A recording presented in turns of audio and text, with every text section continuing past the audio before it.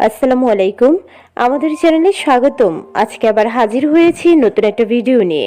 আজকের ভিডিও, গর্ভাবস্থায় সারাদিন শুয়ে বসে থাকলে বাচ্চার মাথা কি বড় বা লম্বা হয়ে যায়? তাছাড়া বাচ্চা কি অতিরিক্ত ওজন ধারণ করে? সবকিছু ভিডিওতে থাকছে, শেষ পর্যন্ত দেখুন। ভালো লাগলে চ্যানেল। গর্ভাবস্থায় এমন একটা সময় যখন গর্ভবতীকে বিভিন্ন ধরনের শারীরিক পরিবর্তনের মধ্য দিয়ে যেতে হয়। তখন গর্ভবতীর শরীর এতটাই দুর্বল থাকে যে যে কোনো সময় ঘুম আসতে পারে। অনেকের আবার উল্টোটাও হতেও দেখা যায়। হরমোনের ক্ষরণের ফলে অনেক সময় চোখে একেবারে ঘুম আসেই না, ঘুমহীন রাত্রি কাটাতে হয়। অনেকে তো গর্ভাবস্থাকে অসুস্থতা ভেবে সারাদিন শুয়ে বসে থাকতে চায়। যেহেতু গর্ভাবস্থায় আপনার শারীরিক অনেক পরিবর্তন ঘটে, তাই শরীর দুর্বল লাগাটা স্বাভাবিক। বিশেষ করে গর্ভাবস্থার প্রথম 3 মাস আর শেষের 3 মাস। শুরু থেকে যখন হরমোনের পরিবর্তন খুব তাড়াতাড়ি হয় আর আপনার শরীরে ছোট্ট একটা প্রাণ আস্তে আস্তে বড় হতে থাকে, তখন আপনার শরীর এটা নিতে পারে না। শুধুমাত্র আপনার একার জন্য কাজ করে না বলে তখন আপনাকে একটু বেশি কাজ করতে হয়, যার ফলে খুব দ্রুত আপনি ক্লান্ত অনুভব করবেন। তাই ঘুমানো বা বিশ্রাম নেওয়াটা জরুরি। ঠিক একইভাবে গর্ভাবস্থার শেষের দিকে গর্ভের বাচ্চা প্রসবের জন্য প্রস্তুতি নেয়। এ সকল কারণেই গর্ভবতীকে একটু বাড়তি পরিশ্রম করতে হয়। তাই যে কোনো সময় ঘুম আসাটা স্বাভাবিক।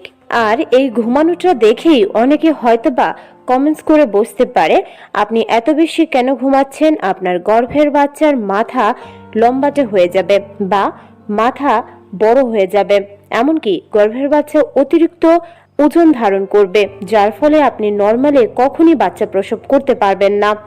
আসলে কি এ সকল কথার কোনো ভিত্তি আছে? সরাসরি বলতে গেলে না। তবে অতিরিক্ত ঘুমের ফলে গর্ভের বাচ্চার এবং গর্ভবতীর কিছু তো ক্ষতি হয়ই। সারাদিন শুয়ে বসে থাকার কোনো প্রশ্নই নেই। যেহেতু গর্ভাবস্থা কোনো অসুস্থতা নয়, তাই নিজের স্বাভাবিক জীবনের কার্যকলাপ বা কাজকর্ম চালিয়ে যাওয়া বা অ্যাক্টিভ থাকাটা জরুরি। গর্ভাবস্থায় 9 ঘন্টার বেশি ঘুমালে গর্ভের বাচ্চার ক্ষতি হতে পারে বা গর্ভাবস্থা ঝুঁকিপূর্ণ হয়ে যাওয়ার সম্ভাবনা বেশি। দিনে আধা ঘন্টা অন্তত হালকা ব্যায়াম করুন, যেমন জোর কদমে হাঁটা, যোগ ব্যায়াম করা বা কিছুক্ষণ ধ্যান করা। তা না হলে ওজন বেড়ে যাবে, ডায়াবেটিক্স বা হাই প্রেশারও হতে পারে।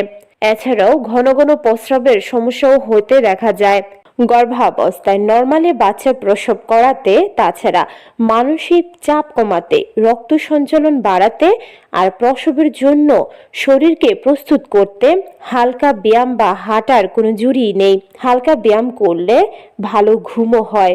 তাছাড়া বাচ্চা যত নড়াচড়া করবে, গর্ভস্থ সন্তানের বৃদ্ধিও ভালো হবে।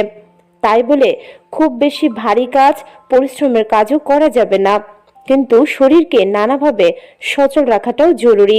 অতিরিক্ত ঘুম যেমন ভালো না, তেমনি গর্ভাবস্থায় কম ঘুমানোটাও একেবারে ভালো নয়। এমনিতেই শরীর খুব ক্লান্ত থাকে, তার সঙ্গে কম ঘুমালে স্বাস্থ্য ভেঙে যেতে পারে। কাজেই গর্ভাবস্থায় 7 থেকে 8 ঘন্টা ঘুমানোটা জরুরি। তবে যারা নরমালি বাচ্চা প্রসব করাতে চান, তাদের কিন্তু অতিরিক্ত ঘুমানো যাবে না বা কমও ঘুমানো যাবে না।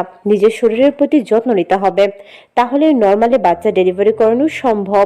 অতিরিক্ত ঘুম বিপদ ডেকে আনতে পারে। হবু মা যদি দিনে 9 ঘন্টার বেশি ঘুমায়, তাহলে গর্ভস্থ সন্তানের জন্য ঝুঁকির কারণ হয়ে উঠতে পারে। গর্ভাবস্থায় গর্ভবতীর পেটের আকার বড় হয়ে যেতে পারে, যা শারীরিক অস্বস্তির কারণ, এবং হরমোনাল নানা পরিবর্তনের কারণেও গর্ভবতী একটু বিরক্তিকর অবস্থায় বা অসুস্থ হয়ে যেতে পারে। এমনকি প্রিক্লাম্পসিয়া বা একলাম্পসিয়ার মতো ঘটনাও ঘটতে পারে। তবে এই কথাটা একেবারেই ঠিক নয়।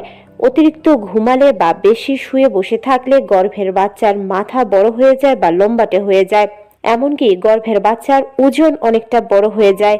এগুলো সত্য নয়। তবে অতিরিক্ত ঘুমালে গর্ভবতীর ওজন বেড়ে যেতে পারে, যা নর্মাল ডেলিভারি করানোর জন্য অন্তরায়। মানে নর্মালি বাচ্চা প্রসব করাতে চাইলে নিয়ম মেনে সঠিকভাবে ঘুমাতে হবে। আশা করছি ভিডিওটা দেখে বুঝতে পেরেছেন, গর্ভাবস্থায় সারাদিন শুয়ে বসে থাকাটা মোটেও নিরাপদ নয়।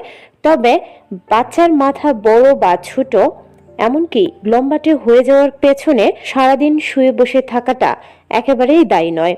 ভিডিওটা যদি ভালো লেগে থাকে চ্যানেলটিকে সাবস্ক্রাইব করতে ভুলবেন না। আজকের মতো বিদায় নিচ্ছি। আল্লাহ হাফেজ।